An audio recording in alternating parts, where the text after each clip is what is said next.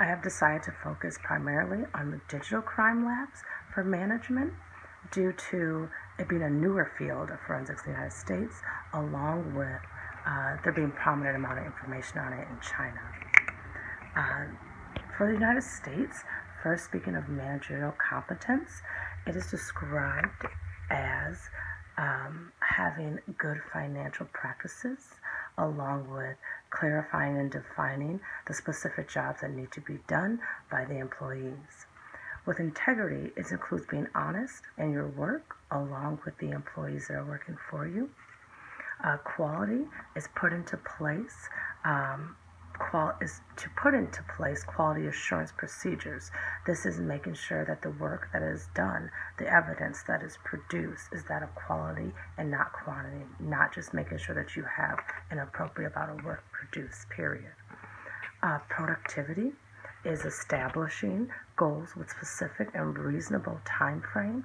So making sure that you're not overworking the employees, making sure that the time is used appropriately while you're in the crime lab. There's also prioritizing the work, which is done by putting cases that involve law enforcement along with mediation that needs to take place first, and also the cases that can be done to completion are important to do first also.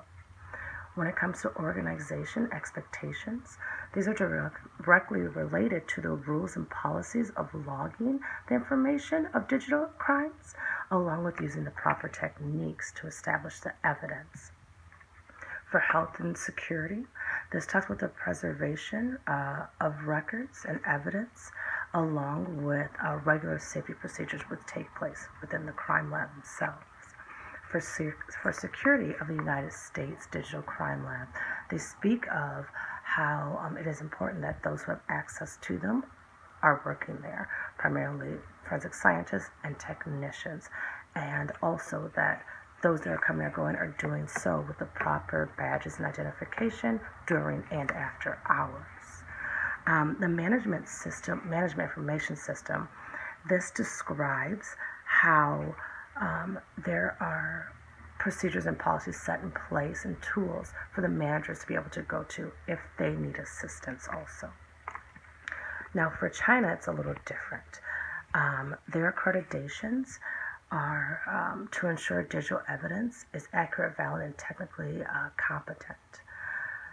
The standardizations began with the U.S. In 2003, they started to look at us for our digital advances and cyber crimes, and they use that to make standards in their crime labs. Their proficiency testing is done by two different companies. One company is the Academy of Forensic Science. The other is Shanghai Star Digital Forensics Center. They test for data extractions, preservations, and recovery.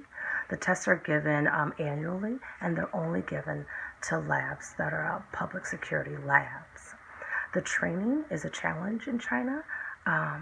This is because they lack awareness, and it is also so far behind in the international training and certifications that they can't really keep up, or they haven't advanced as far as the rest of the world is. Digital crime lab management in China was described as innate. This was because they weren't able to establish and maintain a professionalism required for it, especially when it came to the training and certifications. The problem is, once again, that they are so far behind that when they do produce work in their digital crime labs, it is typically unsatisfactory work.